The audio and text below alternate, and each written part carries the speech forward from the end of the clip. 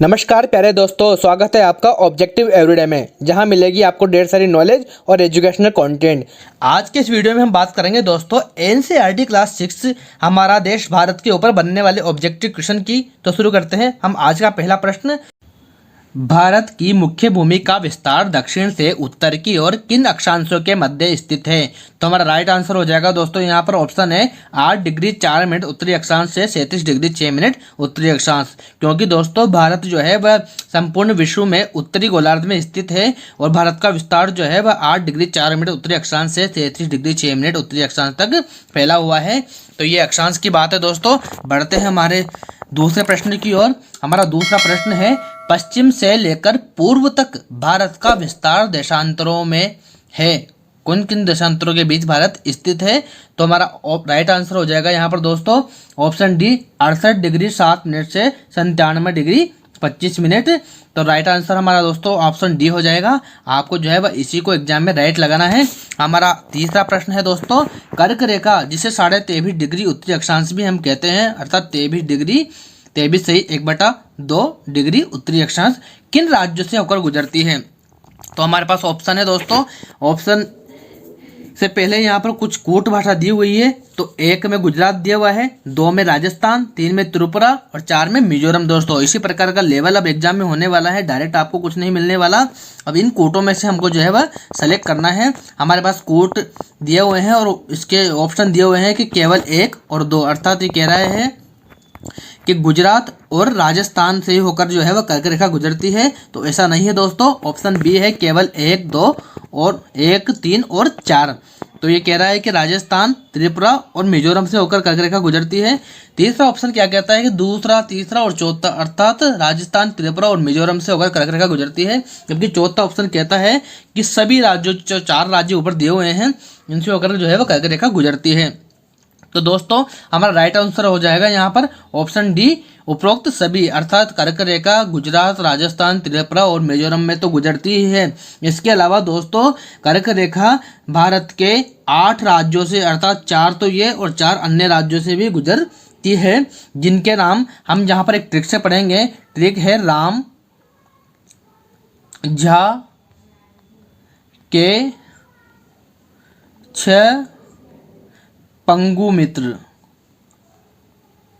राम झा के 6 पंगु मित्र। दोस्तों यहाँ पर रा का मतलब है राजस्थान, म का मतलब है मध्य प्रदेश, झा का मतलब है झारखंड, के से यहाँ पर कुछ नहीं है, इसको गोला कर देना है। राजस्थान, मध्य प्रदेश, झारखंड, छत्तीसगढ़, पश्चिमी बंगाल, गुजरात, मिजोरम और त्रिपुरा से है। तो दोस्तों राजस्थान, मध्य प्रदेश, झारखंड, छत्तीसगढ़, पश्चिमी बंगाल, गुजरात, मिजोरम और त्रिपुरा, इन 8 राज्यों भारत के से जो है वह कर्क रेखा गुजरती है, जो कि हमारी 23.5 डिग्री उत्तरी अक्षांश रेखा है। अगर आपसे दोस्तों प्रश्न उल्टा पूछ लिया जाए, निम्न में से कौन से राज्य से कर्क रेखा नहीं गुजरती है, तो आप इन 8 राज्यों को याद रखें और जो इन 8 राज्यों के अलावा जो ऑप्शन में होगा वहां से कर्क रेखा नहीं गुजरेगी। तो बढ़ते हैं हमारे अगले प्रश्न की ओर।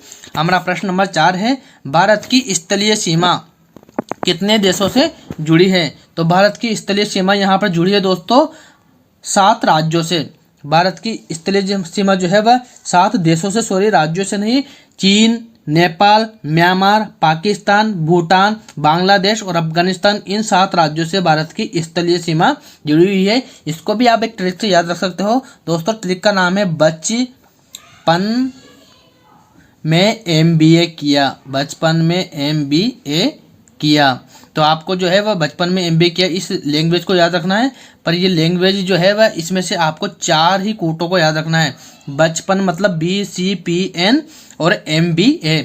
B का मतलब है यहाँ पर बांग्लादेश, C का मतलब है चीन, P का मतलब है पाकिस्तान, N का मतलब है नेपाल, M का मतलब है दोस्तों म्यांमार, B का मतलब वापस है भूटान और A का मतलब है अफगानिस्तान। तो B 2 बार आया है, एक का मतलब है बांग्लादेश और एक का मतलब है भूटान। तो आपको याद रखना है दोस्तों बचपन में MBA किया। कब MBA कर लिया था हमने? बचपन में। तो इन 7 राज्यों से जो है भारत की स्थलीय सीमा लगती है।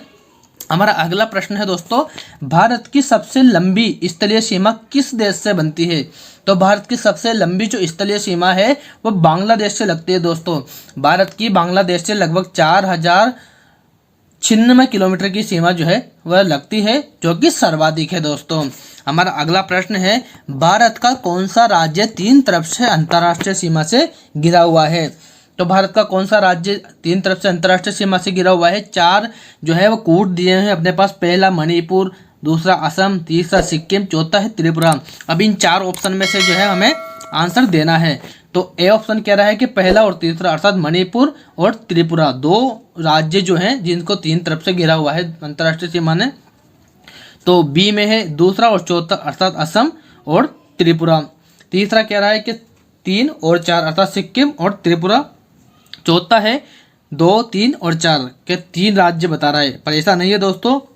मात्र 2 राज्य भारत के ऐसे हैं जो तीन तरफ से अंतर्राष्ट्रीय सीमा से घिरे हुए हैं, और वो है हमारे सिक्किम और त्रिपुरा। मतलब राइट आंसर हमारा हो जाएगा यहाँ पर ऑप्शन सी 3 एवं 4। तो दोस्तों सिक्किम जो है वह नेपाल, भूटान और चीन की तरफ से तीन तरफ से घिरा हुआ है। सिक्किम को याद रखना है आपको, सिक्किम को नेपाल ने, भूटान ने और चीन ने तीन तरफ से घिरा हुआ है, जबकि त्रिपुरा को बांग्लादेश ने ही तीन तरफ से घिरा हुआ है। त्रिपुरा जो राज्य है उसको बांग्लादेश ने तीन तरफ से घिरा हुआ है, जबकि सिक्किम को नेपाल ने, भूटान ने और चीन ने, अर्थात सिक्किम की सीमा 3 देशों से लग रही है, अन्य देशों से। तो बढ़ते हैं हमारे 7वें प्रश्न की ओर।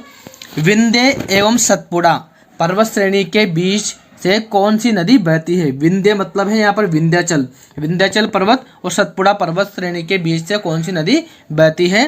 तो हमारे पास ऑप्शन है, option A Tapti, option B Narmada, option C Chambal, option D है सोन। तो राइट आंसर हो जाएगा हमारे यहाँ पर ऑप्शन बी नर्मदा नदी। तो नर्मदा नदी जो है उत्तर में विंध्याचल पर्वत नर्मदा नदी के पड़ता है और दक्षिण में इनके पड़ता है सतपुड़ा पर्वत। तो विंध्याचल और सतपुड़ा के मध्य से जो है वह नर्मदा नदी बहती है। दोस्तों बढ़ते हैं हमारे अगले प्रश्न की ओर। हमारा अगला प्रश्न है, ताप्ती नदी के संदर्भ में नीचे दिए गए कथनों में से कौन सा कथन सत्य है? सत्य कथन को देखना है दोस्तों, याद रखना है आपको। प्रश्न बहुत ही गहराई से पढ़ना है, क्योंकि इसी तरह से प्रश्न आ रहे हैं जो हमें कंफ्यूज करते हैं, सत्य है या सत्य नहीं है। यहाँ पर भी पढ़ने में गलती हो जाती है। तो कह रहा है, वाक्य दिए हुए हैं 3 यहाँ पर। पहला वाक्य है, ताप्ती नदी सतपुड़ा पर्वत श्रेणी के दक्षिण में बहती है। अभी ऊपर आपने देखा कि ताप्ती नदी जो है सतपुड़ा पर्वत श्रेणी के दक्षिण में बहती है। क्या ये आंसर राइट है या नहीं, ये देखेंगे हम अगले इस प्रश्न में। दूसरा जो वाक्य है, ताप्ती नदी भारतीय प्रायद्वीप की एकमात्र नदी जो पूर्व से पश्चिम की ओर बहती है।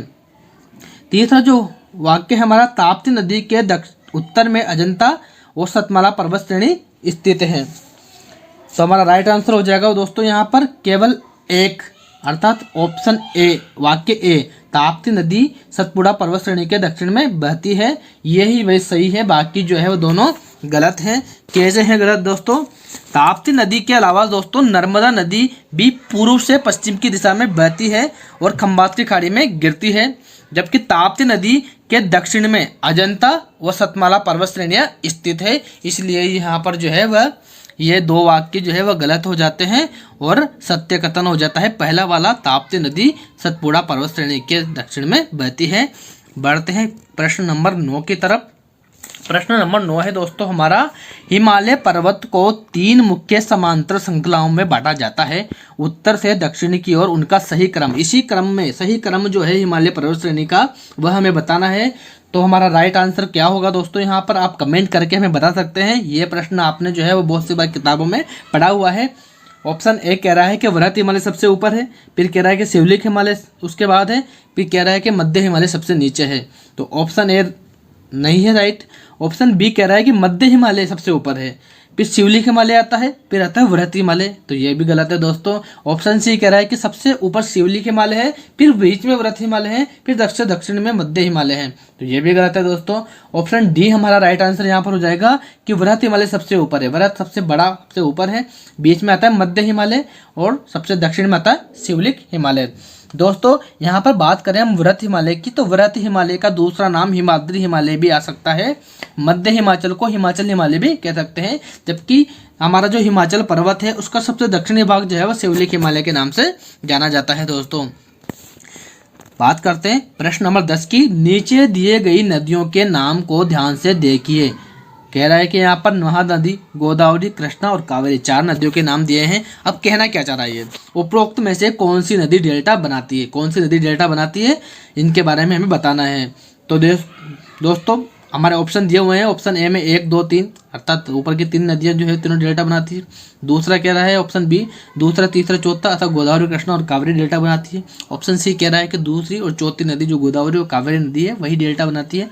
ऑप्शन डी कहता है कि सभी नदियां डेल्टा बना रही है। तो यहाँ पर राइट आंसर हो जाएगा दोस्तों ऑप्शन डी, महानदी, गोदावरी, कृष्णा और कावेरी, ये चारों नदियां ही दोस्तों डेल्टा बनाती है। क्योंकि आपने एक लाइन अक्सर एग्जाम में पढ़ी होगी, नर्मदा और ताप्ती नदी जो है वह डेल्टा का निर्माण नहीं करती बल्कि एस्चुरी का निर्माण अर्थात जोड़ नदमुख का निर्माण करती है।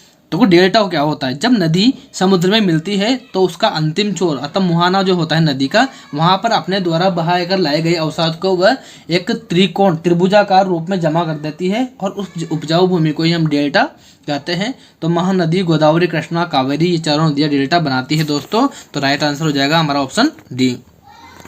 हमारा अगला प्रश्न है, सुंदरवन का डेल्टे के संदर्भ में नीचे दिए गए कथन में से कौन से कथन सत्य है। कह रहा है कि सुंदरवन का डेल्टा विश्व का सबसे बड़ा डेल्टा है। दूसरा कथन है, इस डेल्टा की आकृति त्रिभुजाकार होती है। तो दोस्तों क्या है राइट आंसर, ऑप्शन ए केवल 1, ऑप्शन बी केवल 2, ऑप्शन सी 1 और 2 दोनों, ऑप्शन डी न तो 1 और न ही 2। ऐसा तो नहीं है दोस्तों, दोनों ही कथन यहाँ पर सही हैं। ऑप्शन सी जो है वह राइट आंसर हो जाएगा क्योंकि विश्व का सबसे बड़ा डेल्टा जो है वह सुंदरवन का डेल्टा है और यह त्रिभुजाकार आकृति का है। गंगा व उसकी सहायक नदियों द्वारा इस डेल्टा का निर्माण किया जाता है। दोस्तों यहाँ सुंदरी नामक वृक्ष की अधिकता पाई जाती है, इसलिए इसका नाम सुंदरवन का डेल्टा है।